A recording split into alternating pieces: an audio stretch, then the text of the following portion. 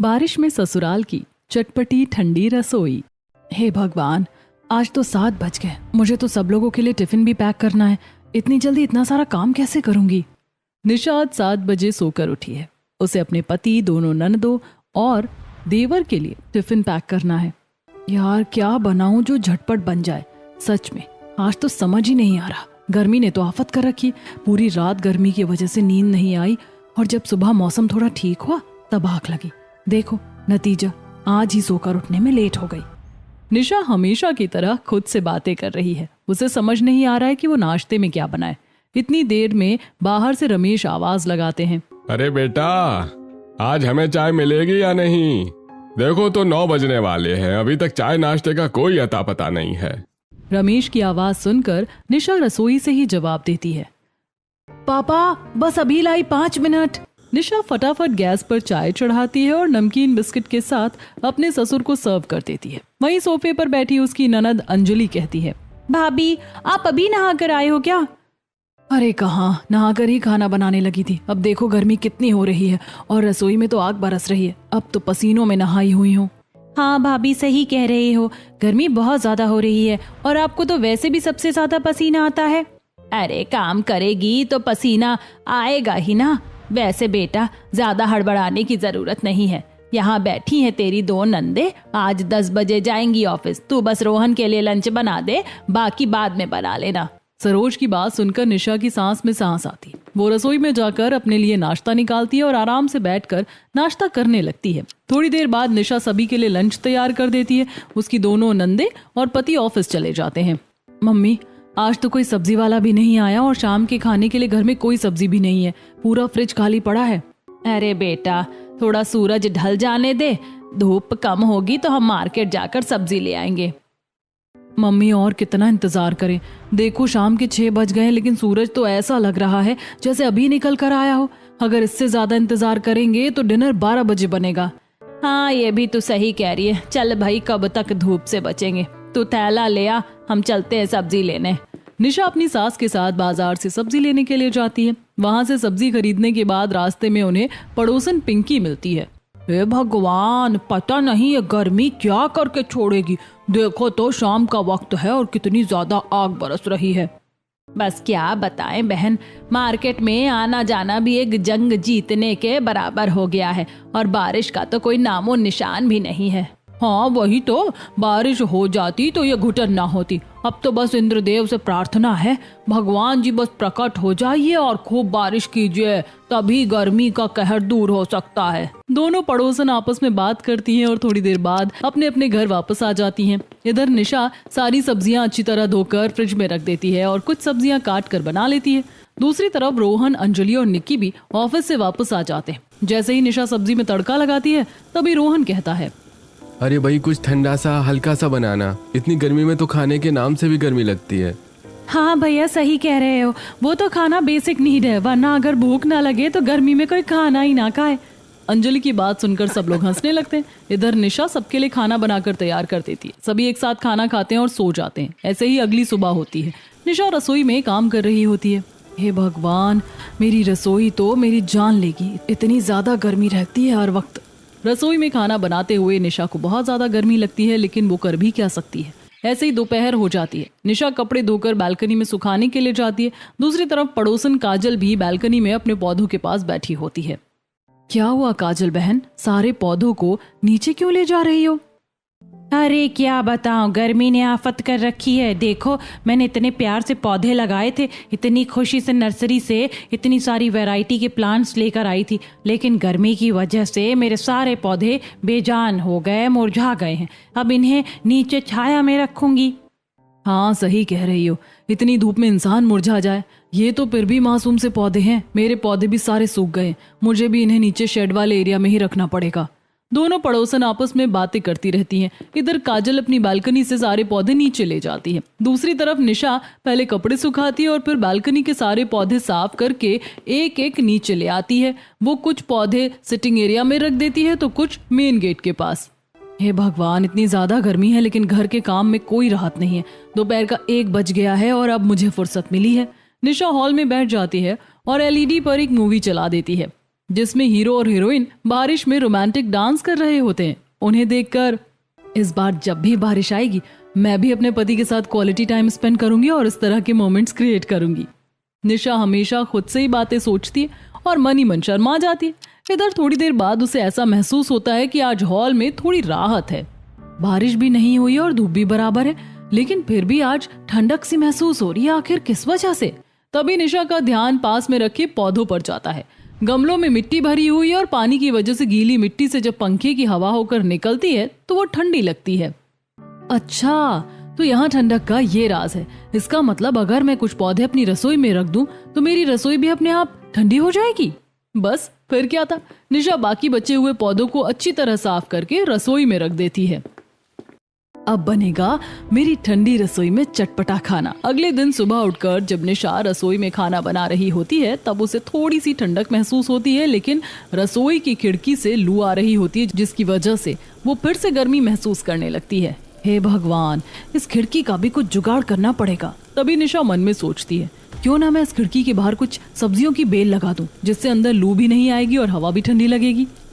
निशा मन में ये फैसला लेती है। इधर जैसे ही शाम होती है रोहन घर आता है। अंजलि और निक्की भी घर आ जाती हैं। हे भगवान, बाहर इतनी ज्यादा गर्मी है। मम्मी, मैं नहीं जाऊंगा कॉलेज। गर्मी ने तो आफत कर रखी है। कॉलेज वालों को भी सारे काम गर्मी के समय ही याद आते हैं। छोटे बच्चों की तो गर्मियों की छुट्टियां पड़ी हुई हैं और हमारी कोई छुट्टी भी नहीं पड़ती। शिवम की बात सुनकर सब लोग हंसने लगते हैं। तभी रमेश कहता है, हाँ तो भाई तू अब छोटा बच्चा नहीं है ना जो तेरी छुट्टियां पड़ेंगी। अरे भाई, मुझे नहीं पता, इतनी गर्मी में मुझसे नहीं जाया जाता। सब लोग आपस में बातें कर रहे होते हैं। तभी निक्की कहती है, क्या भाभी, कुछ ठंडा ठंडा ही पिला दो, गर्मी ने तो आफत कर रखी है, पता नहीं बारिश कब होगी।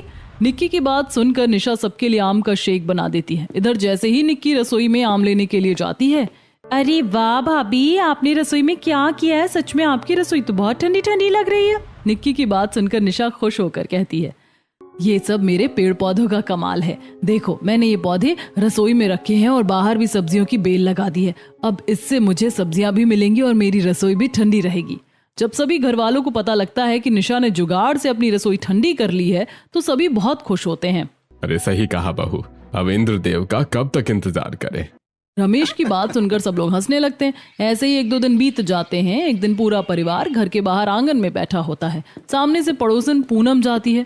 सरोज आवाज लगाकर उसे बुलाती है, अरे लगता है आज तो बारिश आएगी, देखो बादल तो हो रहे हैं। काकी, बादल तो रोज होते हैं लेकिन बारिश तो कभी नहीं होती। निक्की की बात सुनकर सब लोग हंसने लगते हैं। सभी ऐसे ही बैठकर बातें कर रहे होते हैं। तभी अचानक तेज तेज हवाएं चलने लगती हैं। लगता है पूनम काकी की बात सच होने वाली है, आज तो पक्का बारिश आएगी। कहते ही देखते थोड़ी देर में तेज हवाओं के साथ बारिश की फुहारें आने लगती हैं। सभी बहुत खुश हो जाते हैं। निक्की और अंजलि बारिश में ही घूमने लगती हैं। बरसो रे मेघा मेघा बरसो रे। सभी लोग बारिश का आनंद लेने लगते हैं। सड़क पर दूसरे बच्चे भी आ जाते हैं। बारिश आ गई, बारिश आ गई।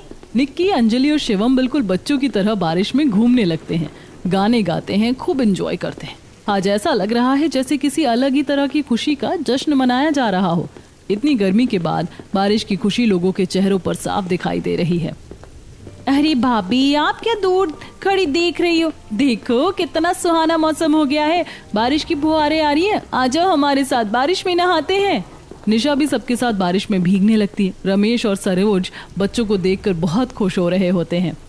अरे भाई देखो, बारिश में तो एक अजीब सी खुशी होती है, सारे गम भूल जाते हैं, मौसम कितना सुहाना हो जाता है। हाँ, सही कहा है किसी ने।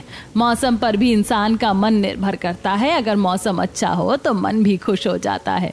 दोनों सभी को देखकर खुश हो रहे होते हैं। इधर बारिश में ज्यादा भीगने की वजह से रोहन को छींक आने लगती है। बस करो, अब आ जाओ, बहुत नहा लिए बारिश में, देखो सर्दी जुकाम हो जाएगा। अरे निशा बहू, तू भी इनके साथ बच्ची बन गई है। अरे तू ही इनको समझा। निशा सभी को घर के अंदर ले आती है। वाह, मजा आ गया, कितना ठंडा मौसम हो गया है। भाभी, ऐसे मौसम में तो कुछ चटपटा खाने का मन करता है, तो कुछ हो जाए तीखा सा तड़के वाला। अरे हाँ भाई, तूने तो मेरे मुंह की बात छीन ली। आज तो बढ़िया से चटपटे ब्रेड पकौड़े हो जाएं, साथ में लाल चटनी और मोमोज भी। भाभी फ्राइड मोमोज बनाना, ऐसे मौसम में तो फ्राइड ही अच्छे लगते हैं। हाँ बाबा ठीक है, मैं सब बना दूंगी, लेकिन पहले ये भीगे हुए कपड़े तो निकाल लूं और तुम लोग भी जाकर चेंज कर लो, देखो कैसे छींके मार रहे हो। सभी अपने अपने कमरे में कपड़े बदलने के लिए चले जाते हैं। इधर निशा रसोई में जाकर पहले फ्रिज में रखी सारी सब्जियां चॉप करती है, उसके बाद बेसन का बैटर बनाकर उसमें मसाले मिलाती है और ब्रेड की साइड काट कर उनमें स्टफिंग भरकर ब्रेड पकौड़े तैयार कर देती है। भाभी और कितना टाइम लगेगा, मुझसे अब रहा नहीं जा रहा है। अरे अभी इतनी उछल कूद कर ली तो भूख तो लगनी थी, भाभी कोई मशीन थोड़ी है जो झटपट बना देंगी, थोड़ा सब्र करो। इतनी देर में निशा अंदर से आवाज लगाकर कहती है, हाँ हाँ बस अभी लाई। निशा कढ़ाई में तेल गर्म होने के लिए रखती है, उसके बाद तैयार किए हुए ब्रेड पकौड़ों को एक एक करके फ्राई कर लेती है। दूसरी तरफ गैस पर उसने चाय भी चढ़ा दी होती है। भाई खुशबू तो बड़ी अच्छी आ रही है, लेकिन थोड़ा इंतजार ज्यादा करना पड़ रहा है। पापा सब्र का फल मीठा होता है।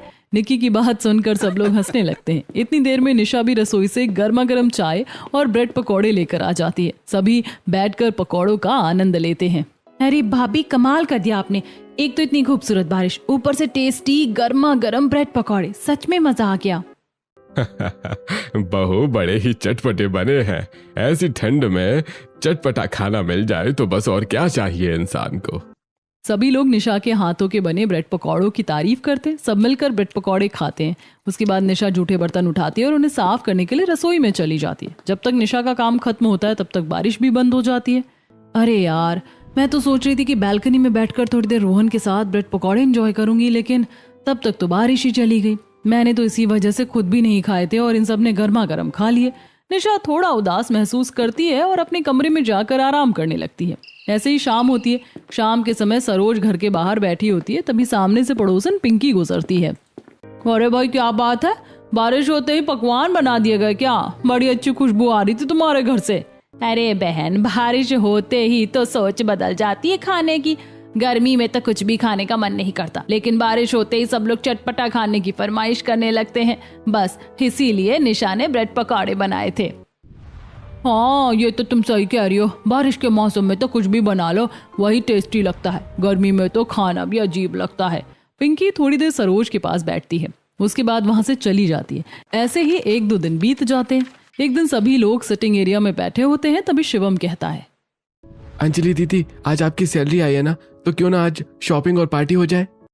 हाँ शॉपिंग और पार्टी तो मैं दे दूंगी, लेकिन एक शर्त है। हाँ बताओ कैसी शर्त, आपकी शर्त मंजूर होगी। शिवम की बात सुनकर निक्की हंसने लगती है। तभी अंजलि कहती है, देखो बाहर इतनी गर्मी हो रही है, गर्मी में किसी भी चीज का मजा नहीं आता। अगर शाम तक बारिश हो जाए तो आज मेरी तरफ से शॉपिंग भी कर लेना और पार्टी भी।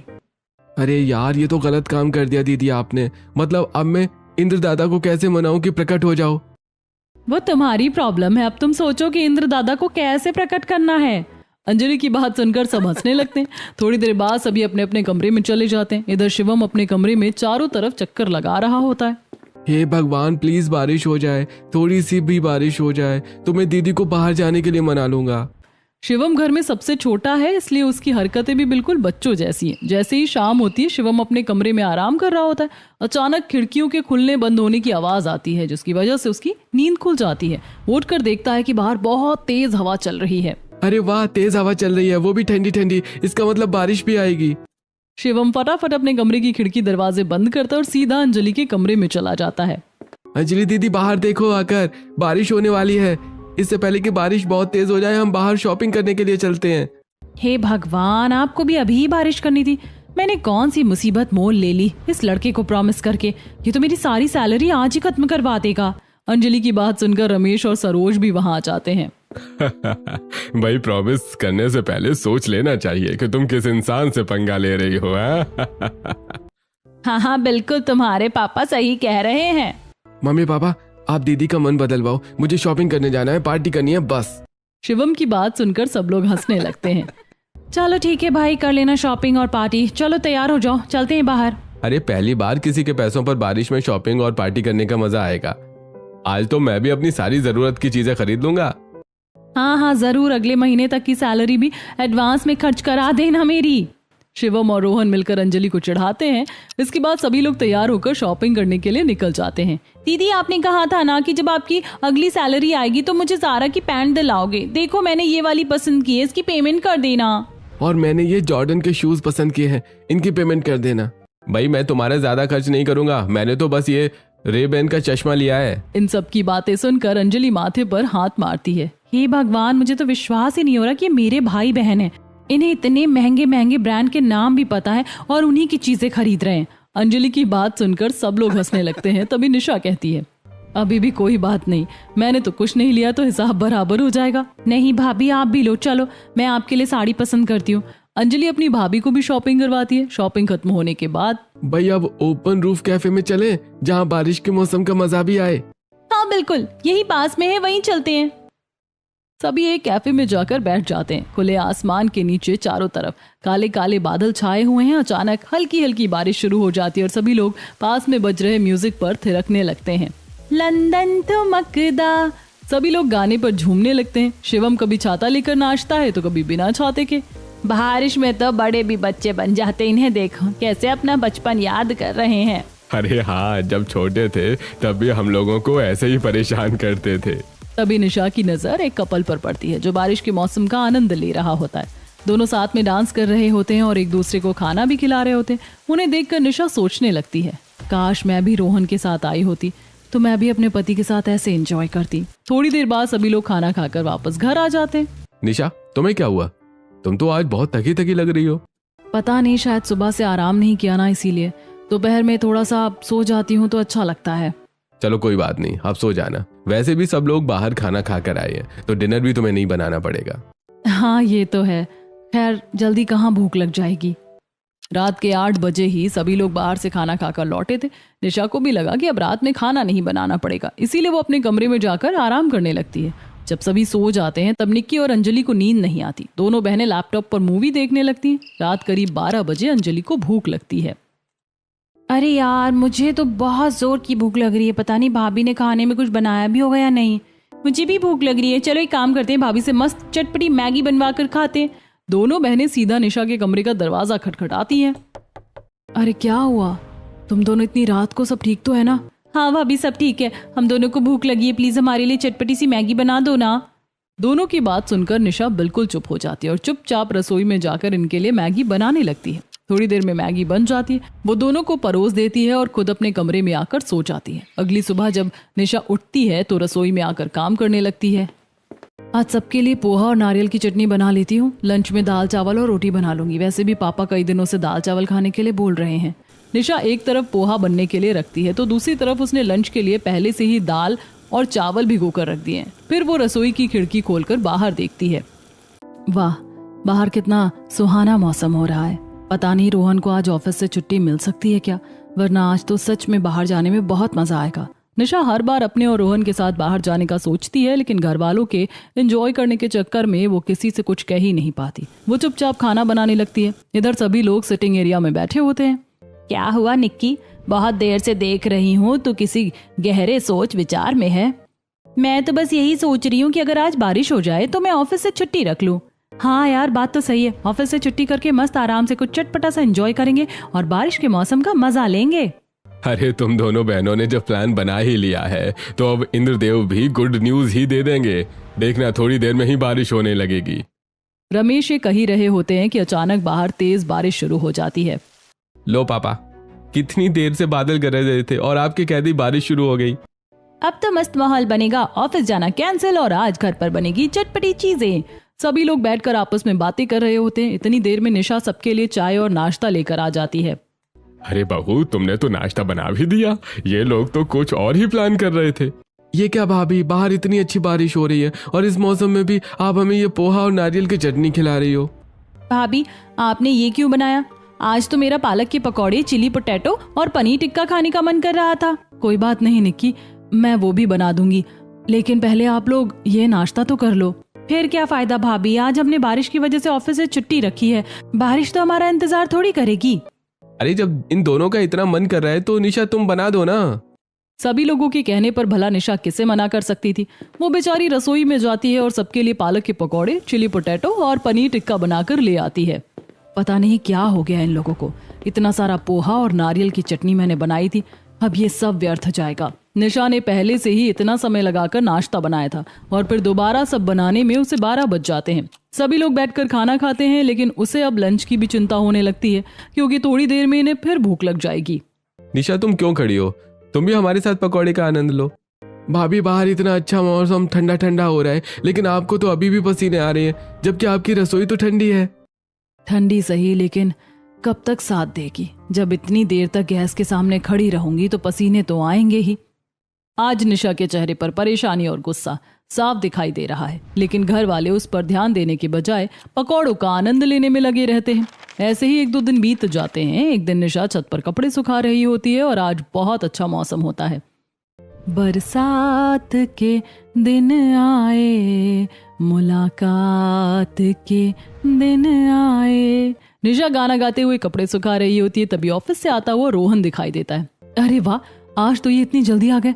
मैं तो इन्हीं को याद कर रही थी। आज तो मतलब हम दोनों मस्त बाहर जाकर एंजॉय करेंगे। निशा फटाफट नीचे उतर कर आती है। आपको पता है, इस बारिश के मौसम में मैं आपको सबसे ज्यादा याद करती हूँ, लेकिन जब आप ऑफिस के काम में बिजी होते हो तो मैं कुछ कह नहीं पाती। देखो, आज तो भगवान भी चाहते कि हम दोनों साथ में रहें। यार मेरा कहीं जाने का मन नहीं है। लेकिन मुझे आपके साथ एंजॉय करना है, बाहर जाकर कुछ चटपटा सा खाना है। तुम घर पर ही कुछ अच्छा सा बना लो ना, सब लोग साथ में खा लेंगे। रोहन और निशा बात ही कर रहे होते हैं कि तभी सरोज आवाज लगाती है। अरे बहू देख, बाहर बारिश आ रही है। पता नहीं पड़ोसियों के घर से इतनी अच्छी खाने की खुशबू आ रही है कि मुझे भी भूख लग गई। चल, फ्रिज में पनीर रखा है, सबके लिए पनीर के पराठे और चाय बना दे। निशा अपनी सास की बात को अनसुना कर देती है। तभी सरोज कमरे में आती है। अरे बहू, कब से आवाज लगा रही हूँ, तुझे सुनाई नहीं दे रहा क्या?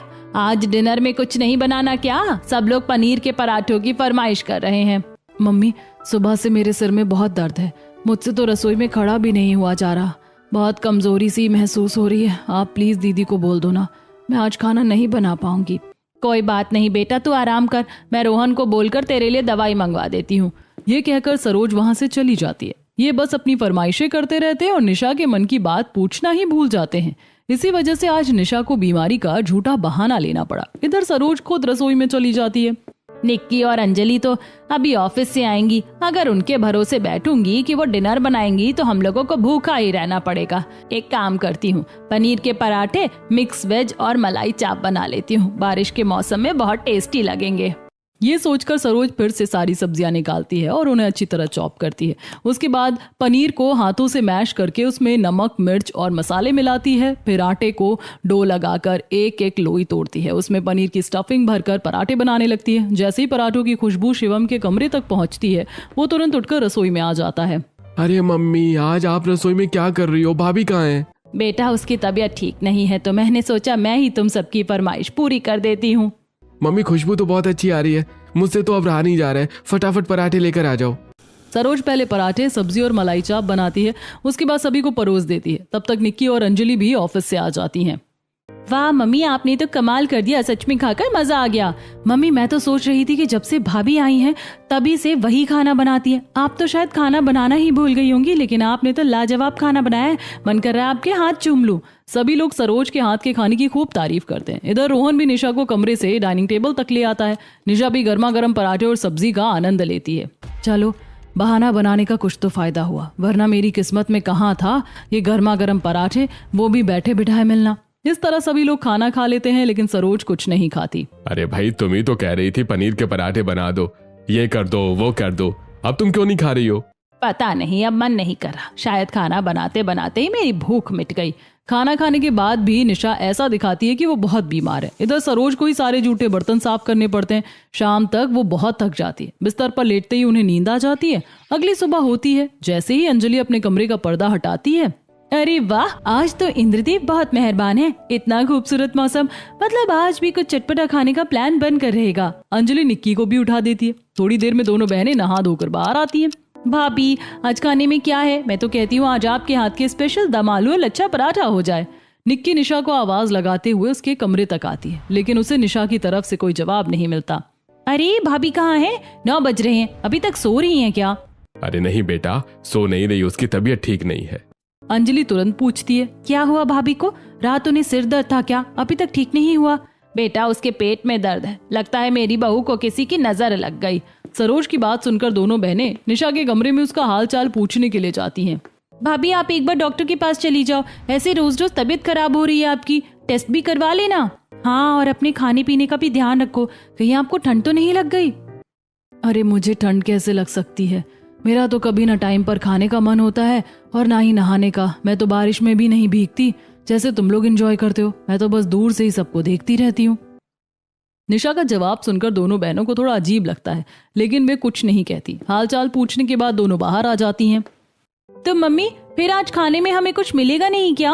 अरे बेटा आज तो संडे है, तुम दोनों बहनें मिलकर कुछ बना लो। देखो मेरे तो पैरों में बहुत दर्द हो रहा है। हाँ मम्मी, आपने कल खड़े खड़े इतना सारा काम किया रसोई में, तो दर्द तो होना ही था। अच्छा अगर ऐसी बात है तो आप रहने दो, आज खाना हम दोनों बहनें बना लेंगी। बताओ आज आप लोगों को क्या क्या खाना है? अरे भाई मेरा तो बहुत चटपटी पंजाबी तड़के वाली दाल खाने का मन कर रहा है, उसके साथ चावल हो जाए तो बड़ा मजा आ जाएगा। अरे दीदी मैं नहीं खाऊंगा दाल चावल, मेरे लिए तो लौकी के कोफ्ते बना दो और कुछ कोफ्ते निकाल भी देना जिन्हें मैं स्नैक्स की तरह से खाऊंगा। हाँ ठीक है, नोटेड। रोहन भैया आप बताओ आप क्या खाओगे? अरे तुम इतना सब अकेले कैसे बनाओगी? जो भी बना रही हो मैं वही खा लूंगा। नहीं भैया ऐसे नहीं, कोई पर्सनालिटी नहीं चलेगी, आप भी अपनी पसंद बनाओ। आज 2 मास्टर शेफ खाना बनाएंगी। अच्छा भाई अगर ऐसी बात है तो मेरे लिए शाही पनीर बना देना, साथ में लच्छा वाला पराठा, और हाँ रायता जरूर बनाना, घर में रायते के बिना खाने का मजा ही नहीं आता। दोनों बहनें सबकी फरमाइश लेकर रसोई में जाती हैं और खाना बनाना शुरू करती हैं। थोड़ी देर में उन्हें बहुत ज्यादा गर्मी लगने लगती है। यार कितना मुश्किल काम है खाना बनाना। देखो बाहर बारिश का कितना सुहाना मौसम है और हमारी रसोई तो वैसे भी पौधों की वजह से ठंडी है, लेकिन फिर भी कितनी गर्मी लग रही है। लगातार गैस के सामने खड़ी रहेंगे तो गर्मी तो लगेगी ही ना बहन। पता नहीं भाभी ये सब इतना कैसे कर लेती है। दोनों बहनें ऐसे ही बातें करते हुए खाना बनाने लगती हैं। तभी निक्की मैंने दाल में बेसिक मसाले डालकर उसे कुकर में चढ़ा दिया है, इसमें 3 सीटी आने पर गैस बंद कर देना। तब तक मैं रायते के लिए बूंदी भिगो देती हूँ और तुम लौकी कद्दूकस कर दो, उसके बाद उसे बेसन में मिलाकर कोफ्ते तल देंगे। दोनों बहन एक के बाद एक खाना बना रही होती हैं। तभी अंजलि को थोड़ा समय मिलता है, वो अपना फोन निकालकर इंस्टाग्राम चलाने लगती है। अचानक उसके सामने पड़ोसन की बहू की पोस्ट आती है। अरे ये देखो दीपिका भाभी भैया के साथ मसूरी घूमने गई हैं। हाँ यार साथ में कितने प्यारे लग रहे हैं, कितना अच्छा क्वालिटी टाइम स्पेंड कर रहे हैं।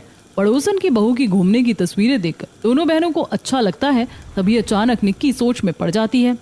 यार हमने कभी भाभी के बारे में नहीं सोचा, वो हमेशा घर पर रहकर हमारे बारे में इतना सोचती हैं, हम जो कहते हैं वही कर देती हैं, लेकिन हमने उन्हें कभी कहीं बाहर जाने का मौका ही नहीं दिया। हाँ यार मैं भी यही सोच रही थी, हम हमेशा सोचते हैं कि बारिश में अपने स्पेशल वन के साथ जाएंगे, लेकिन भैया भाभी की तो शादी हो चुकी है, फिर भी वो दोनों कभी कहीं साथ नहीं जाते। जाएंगी कैसे जब उन्हें काम से फुर्सत ही नहीं मिलती। कहीं ऐसा तो नहीं कि उन्होंने गुस्से में ही खाना बनाने से मना किया हो और बीमारी सिर्फ एक बहाना हो। हाँ हो सकता है, क्योंकि वो डॉक्टर के पास भी नहीं गई। दोनों बहनों को एहसास होता है कि उनके होते हुए भी उनकी भाभी अपनी जिंदगी खुलकर नहीं जी पा रही हैं। ना वो अपने पति के साथ कहीं जा पाती हैं और ना ही दोनों बहनें घर के काम में उनका हाथ बटाती हैं। अभी भी देर नहीं हुई है, चल भाभी के पास जाकर उनसे माफी मांगते हैं। दोनों बहनें पहले सारा खाना थाली में लगाती हैं और फिर सीधे निशा के कमरे में जाती हैं। ये लीजिए भाभी आपके लिए, ये गर्मा गर्म खाना मैंने बनाया है और इसमें अंजलि ने भी मेरी मदद की है। अरे मुझे पता है कि तुम दोनों ने खाना बनाया है, तो आप टेस्ट करके बताइए कैसा बना है। निशा खाना चखती है। बहुत अच्छा बनाया है, देखना आपके ससुराल वाले बहुत खुशकिस्मत होंगे जिन्हें आप दोनों जैसी बहू मिलेगी। निशा की बात सुनकर दोनों बहनों की आंखें भर आती हैं। भाभी हमें माफ कर दो, हमने कभी आपके बारे में नहीं सोचा। हाँ भाभी खुशकिस्मत तो हम हैं जिन्हें आपकी जैसी भाभी मिली, जो हमारे कहने पर रात को भी उठकर हमारे लिए खाना बनाती है। लेकिन हम पता नहीं कब इतने स्वार्थी हो गए कि ये भूल गए कि आपका भी मन करता होगा बाहर जाने का, बारिश में एंजॉय करने का, मगर आप तो इस घर के कामों में ही उलझ कर रह जाती हैं। दोनों बहनों को पछताते हुए देखकर निशा को भी बुरा लगता है। आई प्रॉमिस भाभी, आगे से हम आपका पूरा ध्यान रखेंगे और घर के काम में भी आपका हाथ बटाएंगे। निशा दोनों को माफ कर देती है। तभी सरोज भी वहां आ जाती है और सभी लोग एक साथ बैठकर खाना खाते हैं। इसके बाद पूरे परिवार में फिर से खुशी का माहौल बन जाता है और सभी मिलजुल कर साथ में खुशी से रहने लगते हैं।